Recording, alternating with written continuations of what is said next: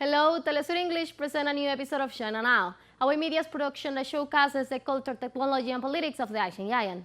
In this first segment, Corinne dives into the top stories of the week, including a lawsuit lost by the Pentagon to a Chinese company and the increased investment of German automarket in China, among other topics. Let's see. China Current is a weekly news talk show from China to the world. We cover viral news about China every week and also give you the newest updates on China's cutting-edge technologies. Let's get started. Welcome to China Current, your weekly news report on what's happening in China. I'm Lisa. In this episode, the Pentagon lost a lawsuit to a Chinese company. The US Navy encountered Chinese vessels on Pacific patrol. Chinese warship exercised their right to freedom of navigation in the English Channel. A Japanese veteran from Unit 731 came to China to offer an apology. German automakers are increasing their investment in China, despite opposition from the government. First, let's focus on a lawsuit. On the 12th of August, the Pentagon backed down in the face of legal action from a Chinese company, Hesai Technology, which specialized in producing LiDAR, a crucial component for self-driving cars. It is headquartered in Shanghai and listed on Nasdaq. In January of this year, the US Department of Defense added Hesai Technology along with 45 other Chinese companies to its blacklist, labeling them as Chinese military companies, which means Hesai was accused by the US government for being owned or cooperating with the Chinese military, restricting American investors from buying its shares. In response, Hesai Technology filed a lawsuit against the Pentagon in May. The company argued that there was no evidence linking it to China's military and called the Pentagon's decision to be arbitrary and capricious. Hesai has requested a federal court in Washington to issue a summary judgment, with a hearing scheduled in September. According to a report from the Financial Times, the US government lawyers were concerned that the justification for blacklisting Hesai wouldn't withstand legal scrutiny under the 2021 legislation. Simply saying Hesai was affiliated and engaged in research partnership with the Chinese Ministry of Industry and Information Technology wasn't enough to meet the legal requirements. Hesai responded that the Ministry of Industry and Information Technology was akin to a US regulatory agency.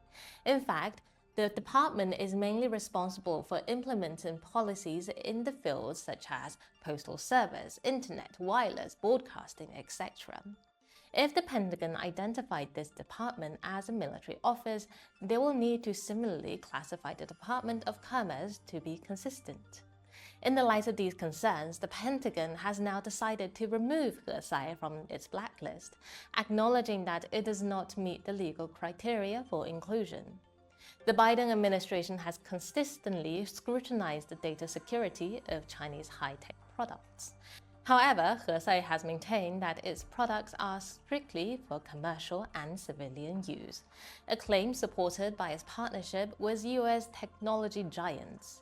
Notably, ZooX, an autonomous robot taxi company acquired by Amazon for over $1 billion, has a publicly known partnership with Hesai. A new Forbes legal survey revealed that 93% of Americans have concerns about self-driving cars, particularly with regards to safety. LiDARs, which use laser beams to measure the distance of objects around vehicles, can significantly provide more safety protection for pedestrians and drivers than pure vision sensor solutions. It was dismissed by Elon Musk in 2019 because of the high cost of production. But now, with the considerable needs generated by Chinese EV makers, the rapid expansion of the LiDAR industry has greatly spread the research and development cost. The price of LiDAR sensors have dropped from thousands of dollars over the past few years to several $100s.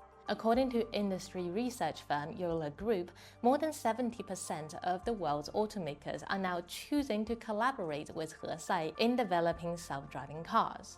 Among the world's 8 major robot taxi companies, 4 are from the United States, including Tesla, GM, Ford, and AutoX. all of which have partnered with Hesai in manufacturing or R&D. The global robot taxi market is projected to reach $45 billion by 2030, offering significant opportunities for American investors. However, the Pentagon's previous blacklisting of Hesai created risk for companies and its partners, even threatening to deter American investments. The Financial Times pointed out it is an embarrassing setback for the US government. But in fact, it is not the first time that the US government has faced such a situation. In 2021, the Pentagon similarly removed Chinese smartphone maker Xiaomi from its blacklist after Xiaomi sued, arguing the blacklisting was unconstitutional. In other related developments, the Biden administration recently decided to delay the increased tariff on Chinese imports, originally set for August 1st, has further underscored concern about the impact on American businesses. The delay had been met with positive reaction from China, with the Chinese embassy in Washington stating they're pleased to see US correcting discriminatory practice and providing a fair, just, and non-discriminatory business environment for Chinese companies. The news outlet Global Times said the delay indicated the irreplaceability of Chinese technologies. However, American intelligence expert James Mullivan cautioned that Congress may soon update 2021 law, potentially allowing the Pentagon to re-blacklist Hesai. While in Germany, when a government has taken a less-than-friendly stance towards China, companies have consistently made more rational business decisions. According to Financial Times report on the 13th of August, despite calls for caution from the German government regarding investment in China, German capital had been flowing into the country at a record-breaking pace. This year, investment has surged beyond all expectations, exceeding the total of previous years in just first half alone. Data from the German central bank paints a stark picture of this economic trend. German direct investment in China skyrocketed to $2.71 billion in the first quarter of the year. The figure nearly doubled to a remarkable $5.25 billion in the second quarter. This staggering growth resulted in a cumulative investment of approximately $8.96 billion for the first half of this year, significantly exceeding the total investment for the entire previous year. Just a year ago, the Scholz administration urged caution in trading relations with China, emphasizing the need to mitigate risk by diversifying supply chains. Despite these governmental concerns about geopolitical uncertainties, German automotive giants remained undeterred, leading in the charge in investing in China. Analysts like Daniel Rose from Rhodium Group predicts this fervent investment trend will continue throughout the year. Moving on, in a story reported by Newsweek on 12th of August, it has come to light that a US Navy destroyer, USS Rafael Peralta, had a close encounter with Chinese naval ships while on patrol in the Western Pacific last month. What's interesting is that the Peralta's official page on Facebook said it protected Guam during Chinese and Russian deployments in the area, but later the reference was quietly deleted. The USS Rafael Peralta, one of the 9 Ali Brooke-class destroyer based in Japan, is part of the 7th Fleet Principal Service Force in Western Pacific and Indian Oceans. This encounter followed a significant 2-week joint naval patrol by China and Russia. While neither nation disclosed the precise route, they hinted that it covered parts of the Western and Northern Pacific Ocean, stretching over 4,800 nautical miles, suggesting that their fleet may have ventured close to Guam, a U.S. territory with high strategic importance. Commander Megan Green, a spokesperson for the U.S. 7th Fleet, has previously emphasized Guam's crucial role in maintaining American influence in the Western Pacific. The island houses 3 major military bases, air forces, Navy, and Marine Corps, and sits just 1,500 to 1,700 miles from Taiwan Island. Guam's strategic significance has been evident throughout history, particularly during the first Taiwan Strait crisis in the 1950s. President Dwight Eisenhower deployed the 7th Fleet to the region, intervening in China's internal affairs. Since then, to interfere with the reunification of mainland China and Taiwan, the 7th Fleet's aircraft carriers have twice sailed through the Taiwan Strait. Washington refers to these actions as routine freedom of navigation operations, demonstrating American power in the region. But regarding the encounter between the Chinese and US Navy last month, Megan Green said China and Russia are authorized in accordance with customary international law and conduct operation in international airspace and international waters. She also stated the encounter was safe and professional.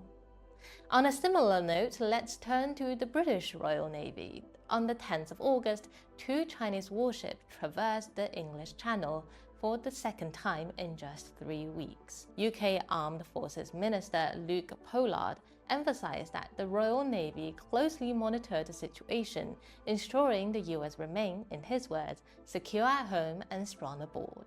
However, Indian media outlet the Eurasian Times highlighted a significant disparity, noting that while Chinese warships flexed their muscles in the English channels, the UK could only deploy a ship on the verge of retirement.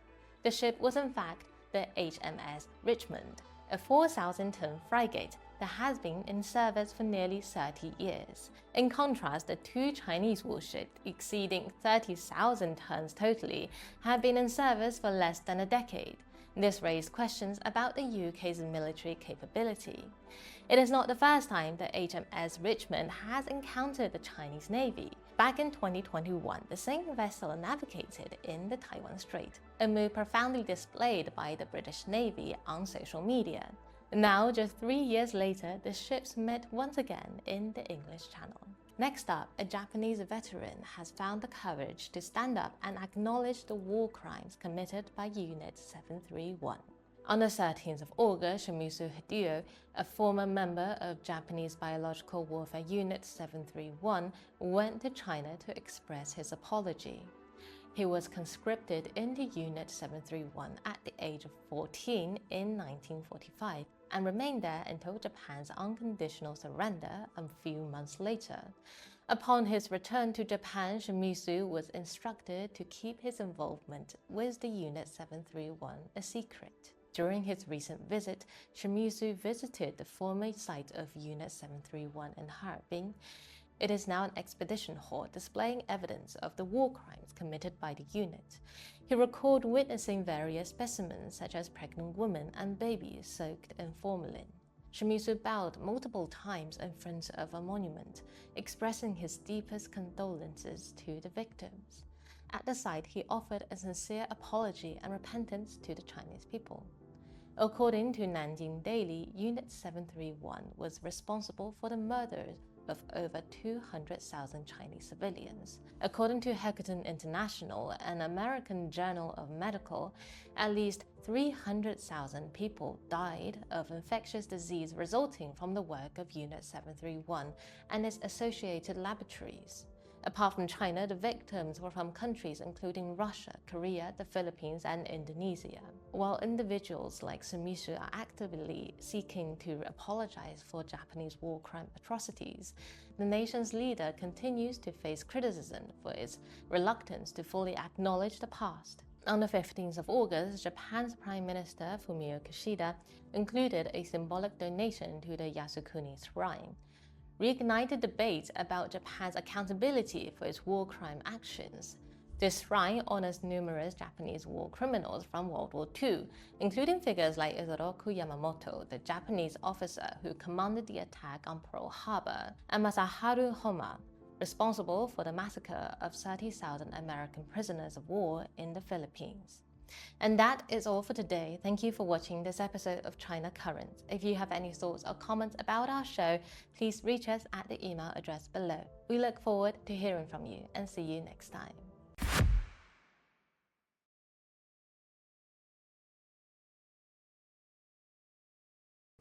We have a short break, but we'll be right back. Stay with us.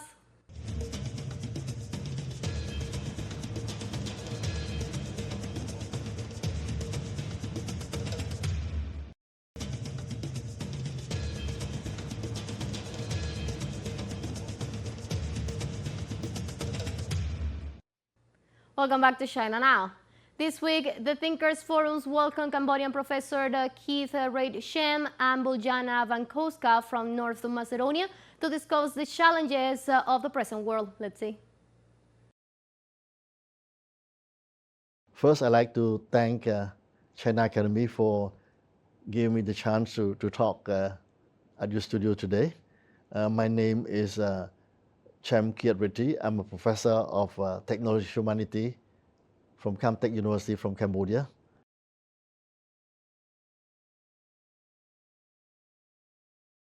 That's a very good question about the Belt and Road Initiative because personally I was involved also as a policy researcher for the last 10 years.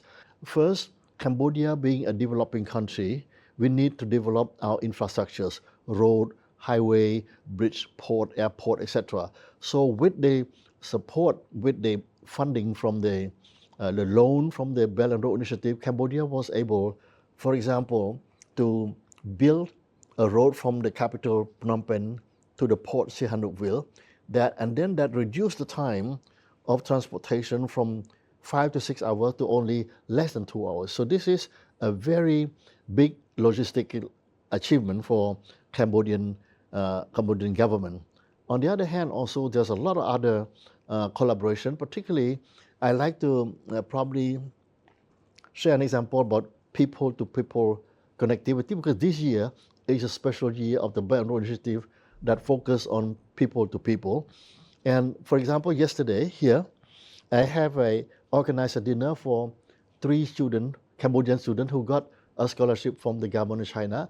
And I have been told, and I was very pleased to hear that just in Beijing, there are more than 300 Cambodian students doing a master or PhD in China. And overall, in other provinces, many other places in China, I believe that there are more than 1,000 of Cambodians who studied in China. Today's students will become leaders in the future, 10 to 20 years. They become leaders in the government, in the private sector, in academia. They have studied in China. So during their study here, they learn about China, better knowledge of China.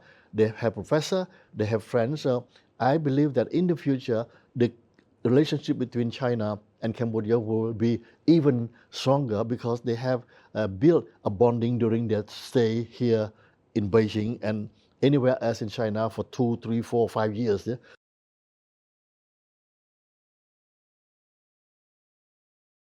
I believe that in the current situation, Western media misunderstand China. Worse, most of them, they don't know about China. They write about China without visiting China. So I think the one way to educate the public, particularly in the Western world, to know about China's civilization is to promote the image of China through different media, like you did today, and also open up the visa system to allow people to come. You understand the fear of the people of the media. They don't know about China, but China has 4,000 years of history, 1.4 billion. When China rise, I think a lot of people are afraid of that. So it also fall in the responsibility of China to promote that image as a Pacific rise of China. So better communication, more effective communication, and engagement with people who have no knowledge about China but tend to judge without much evidence. So overall, it's a matter of branding China as with a positive image. But I travel with China over the last 15 years. I see so much progress. Your infrastructure is amazing. There are no country that can do this kind of progress in such a short time. Socially, China economy rise. Your government lifted 800 million people out of poverty. That's quite an achievement for humankind. It never happened in history. So you have a beautiful story to tell the rest of the world. It's about telling a good story and engagement the rest of the world. To me, China has such a beautiful civilization. Technology is advancing to make sure that people are not worried about the rights of China is to communicate in the most effective way. I come to China the last 15 years, I come like at least 20, 25 times, so I know what is China. But most people, they don't know. And also they believe all the bad images that are fabricated by Western media. I believe that it's up to China to try to find a way to promote more visitors to China, and I wish you all the success.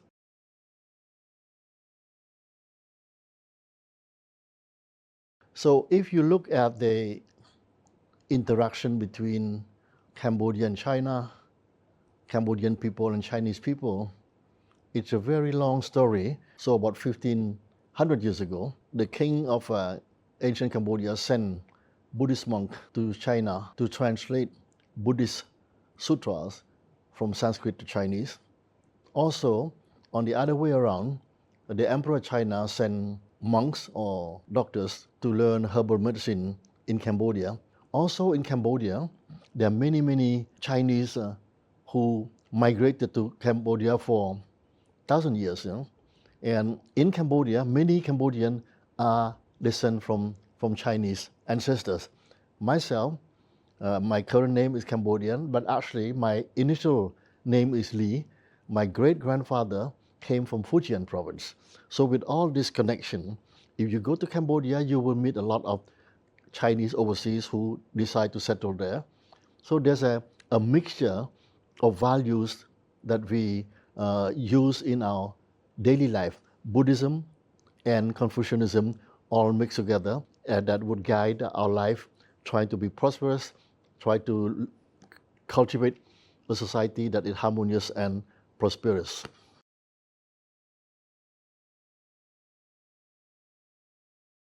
So the talk I delivered this morning at the Aristotle Confucius Symposium was about compassionate AI. So it's how to design artificial intelligence system that have some compassion. It's very challenging. How far can we go with that? The future will tell us. But most definitely, if you look at current AI system, they have no consciousness, no emotion, no even morality.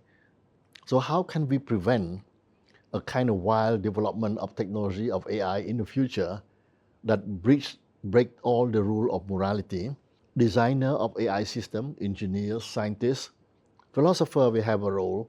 We make sure that when we design the system, when we write program, we write algorithm, all the elements of good morality, benevolence is embedded in the system. But this has been said, sometimes still we need to monitor to make sure that algorithm program that we have written for the AI system follow the rules that we have included, to make sure that whatever they do in terms of action in the future, the system is benevolent and will not cause any harm to the users of AI. I use compassionate AI as a provocative title, but we cannot expect AI, a system, technological system that can be compassionate. Can AI be morally responsible? Definitely not, at least for now. So who is responsible then? The human agent. So the person who designed AI program, the person who deploy AI system, and the users have to be aware that when they use AI, they use it wisely. And you're talking about competition between the US and China. This is a geopolitical question. US has been dominant for a long time, but China is on the rise. And if you compare the US to China, the US is 200 years old. China has 4,000 years of civilization. So if China survive 4,000 years already, they will be here for the next 4,000 years. So what we expect is that both China and US should recognize each mutual strengths and weaknesses and work together for the benefit of the other people who live on this planet. This rivalry is very negative. It carries a risk of a major conflict, and we should avoid that. And building peace means understanding each other. And this symposium, Aristotle, Confucius, and also Buddha, is a wonderful platform and opportunity for science diplomacy. how, for example, in particular AI can be developed together for global common goods. Intelligent technology, particularly AI, is a dual technology, mean that it can do good, but it can do bad also. Similar to nuclear technology in the 20th century, you can use nuclear technology to kill cancer cells, to cure cancer, or like some country, they build atomic bomb to drop and to kill civilians. Yeah? So there is a strong need for a global governance of AI in the near future, and all countries should discuss together. I heard also that China, the government of China, has launched a diplomatic initiative called Global Data Security Initiative. And this is one big step to look at how we can monitor, control the use of data for pacific use. And in order for this kind of diplomatic initiative to be successful, there will be needed a strong commitment from all countries, and particularly to come around the table to negotiate for the best interests of the people living on our planet.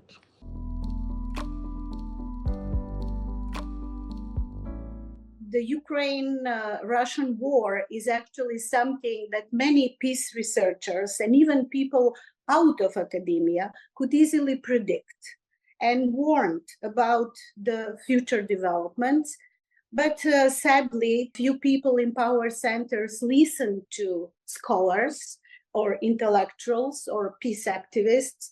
The power centers actually already had the idea to escalate the situation, and they were not working for peace. And the whole story, narrative about NATO enlargement being a process of spreading Western democracy, values, peace, etc., was false, of course, because on the background, we can find many indications that this situation had been prepared.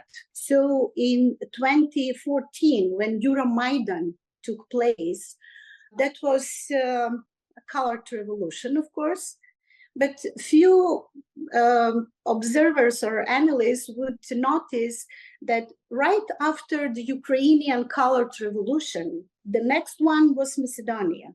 My country is a part of former Yugoslavia, but the way to NATO and EU integrations was obstructed by our southern neighbor Greece, who objected the name of the country, Macedonia. So due to this problem, which is very emotional and very important for the people, because we have no other reserved identity but being what we are, and we consider ourselves Macedonians, many governments didn't even try to really change the name or do something radical in this sense. So the colored revolution actually helped remove the previous government that was stubborn, that didn't want to follow the guidelines from the West. And West got nervous, actually, and didn't want this small, tiny, little country to spoil their grand strategy. Macedonia is not important per se. It's a very small territory, just 2 million people, but it makes a problem in the entire Balkan puzzle. So let me remind us that in 2005, almost 2 decades ago, it was the former US State Secretary John Kerry who said that Macedonia, Serbia, and these countries in the so-called Western Balkans are on the front line, meaning front line of a future conflict, which means that they had it in the cards. Everything is interlinked. What happened in Ukraine is followed in Macedonia. Macedonia got into NATO, and that is presented as some kind of achievement, some kind of contribution of the government that finally made this dream strategic goal achieved, for the people. Sadly, Ukraine paid much higher price than Macedonia. We paid with losing our sovereignty, our constitutional identity, our history. So this identity package is what we sacrificed on the altar of NATO membership, while Ukrainians are suffering really in terms of human loss, destruction, and all that. Everything could have been avoided, of course. I oppose NATO not only in my country, in Macedonia, but also in the entire region of former Yugoslavia. It is because of an obvious reason. If you have a region that suffered from terrible turmoil, bloody conflicts, and the consequences are still here. We still remember that it is still so fresh and painful for the societies. There is still no reconciliation. Young people are leaving, brain drain is massive, and people want to live a decent life. Why on earth military alliance? The problem with NATO is that NATO is unable and actually never promised to resolve the existential, social, economic, political, interethnic, or societal problems of these societies. So getting in alliance was promised here as some kind of miracle, some magic, that once we are in NATO, we are safe, we are going to be rich, everything will be perfect. So it was a fairy tale story for little children, not for adults. Now, when we are part of NATO, the irony is that we are a warring party in a proxy war. Macedonia is a poor country, and sadly, it belongs to 18 countries that are members of NATO who invest more than 2% of their GDP for military budget, not only for the membership fee to NATO, but also modernization of the army, and now military support for Ukraine. So we are investing from our poverty, supporting war, not peace. We, the people who know what war really means, are now joining a military crusade, and actually we are on the wrong side of history. We are in a worse situation than before. We are currently on the list of non-friendly countries of Russia. Why? Why should Macedonia, a small country, or even a bigger country, make enemies? Instead of making friendships, we are making enemies. And in a case of a nuclear holocaust or whatever, we are really on this front line. Due to the part that Yugoslavia fell apart, Macedonia, as a poor, tiny country with no statehood experience and traditions, really found itself in a very hard situation.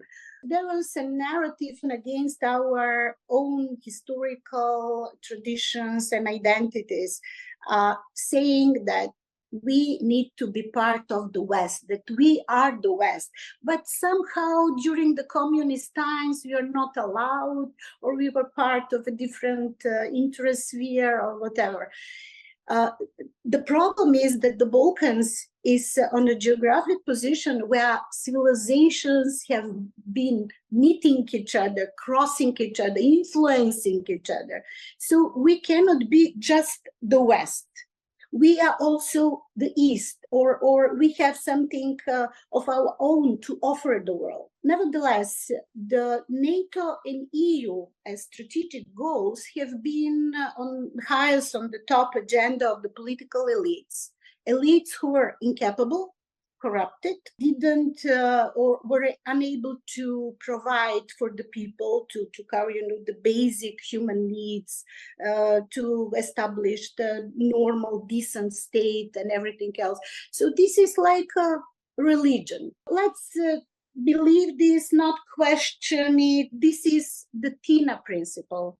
There is no alternative to NATO, to EU, to capitalism, open market, political liberalism. But then it was easy to adopt a new constitution and to make it copy-paste from the Western constitutions and to adopt some kind of parliamentary democracy. But it could not work in reality because the elections are a farce, the political elites are making cloth with the people, but they are always loyal to the international community, meaning the West. So in a region devastated by wars and conflicts, the Western powers came under the cloak of international community. They took over that name, not rightly so, of course, because they never represented the entire world, and they promoted themselves into peace builders and state builders. We practically, with the end of history, the Fukuyama's famous phrase, we did not only lose our traditions and our past, but we also lost our agency, our right for political self-determination or any other type of deciding of our own future. We were treated as infantile societies that should be taught some elementary things. We are just fooling ourselves that we are living in democracy, that we are deciding on something. This is a region, sadly, where all the countries allegedly independent are actually colonies. There is a neo-colonialism at place here. They would never take responsibility for the consequences. And we are the ones, the locals, who live with their consequences, with the consequences of their medicines. Western medicines produce iatrogenetic effects, which means they make the patient more sick than before.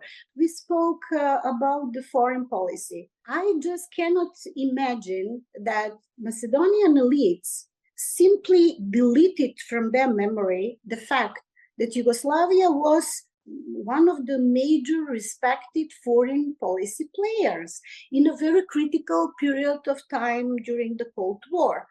So it was possible. There was a high quality diplomacy, knowledge about the world in its totality. I remember the time when I was proud of my country. That is something, to be proud of being Yugoslav or Macedonian, and these two were not in contradiction. You could be both, at the same time. It took me a while to understand that when we talk about resolving the problems in our societies or wider in the region, let alone globally, we face a very powerful complex, and that is the military, industrial, media, academia complex. Some colleagues mention even entertainment industry as something that make people distracted from reality, indulging some other games or whatever, just not to face what is really happening.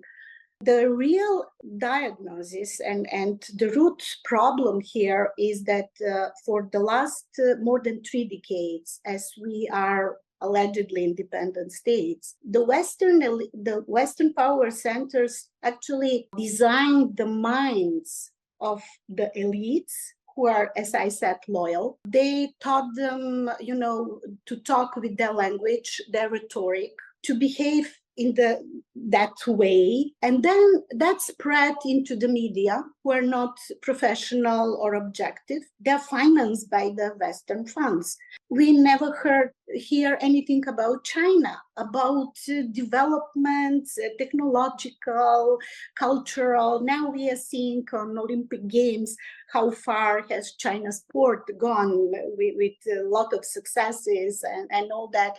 And not only China, of course, but there is a world around, not only the West. But these political elites joined with the media elites. And unfortunately, my colleagues from the academia, they are all together They are brown sahibs. They are, part of this colonial history where the colonial power would need local people to manage things, to administer territories. So these brown sahibs actually want to be Westerners, even if they are not.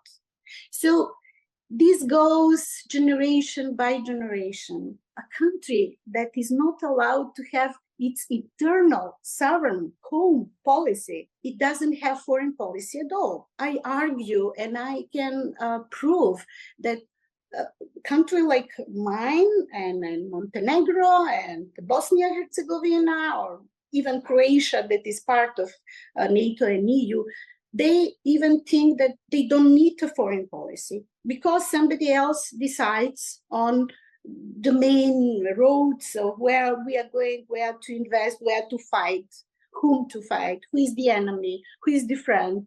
So the foreign policy is something that is a luxury, unfortunately, that we don't have. That is a brutal truth.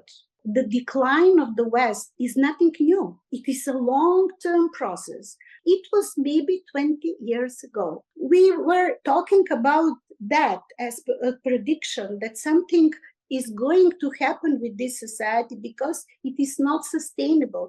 It is based on violent culture. We can see that now in the elections. I mean, this looks like anything but democratic elections. Not to talk about growing social inequalities, poverty, homeless people on the streets, decadence in political and cultural sphere. So now they are going downhills. Not now, but for a long time. My only concern is that when empires in the past would come to an end, it would cost a lot of human lives. And that is what I'm not concerned about the future of United States. It is a concern of their citizens. But I'm concerned because of my safety and my security and of my people depends on the president of the United States more than of the president of my country. Because the impact of the American policy, as I mentioned, NATO is just a facade for American imperialist marching. NATO is growing into global NATO. They want to swallow the United Nations system. This is a madness. And of course, the price will be paid by ordinary people, by simple people, by a small country or bigger countries. Nevertheless, we will be all collateral damage of the fall of the empire. And this was another episode of China Now, a show that opens a window to the present and the future of the Asian giant. Hope you enjoy it. See you next time.